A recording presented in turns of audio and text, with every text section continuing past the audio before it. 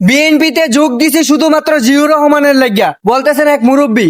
জিয়ুর রহমানকে নিয়ে কি প্রশংসাটাই না করলেন মুরব্বী। তো চলুন মুরব্বীর কথাগুলো শুনি। বিএনপিতে যোগ দিছে একমাত্র জিয়াউর রহমানের লাগা। জিয়াউর রহমান আমার এলাকায় খাল কাটতে গেছে, তখন আমি ছোট ছিলাম, লেখাপড়া করি ক্লাস 5-এ না 6-এ। তখন সে খাল কাটছি, তখন আমাদের রুটি দিয়েছিল এত বড় বড় রুটি বানাইয়া। আর আমাদের দেশে কয় আড্ডে কলা, কোন দেশে কয় বিসি কলা, কোন দেশে কয় দয়া কলা, এই একটা করে কলা। তখন আমি গেছি চেকতে যে আমি বিনা বেতনে খাল কাটবো, আমি একটা রুটি খাইমু না।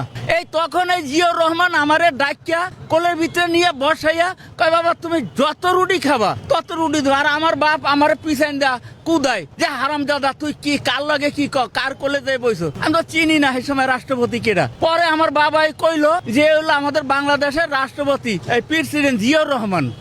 এই যে তারে ভালো লাগছে, এই ভালোবাসাটা আমি অন্তর থেকে ছাড়তে পারি না। আমি জিয়া রহমানের বিএমপি করি, আমি বেগম খালেদা জিয়ার বিএমপি করি। আমি আর কেউ চিনি না। খালেদা জিয়ারে আমি আমার মার আসনে স্থান দিছি।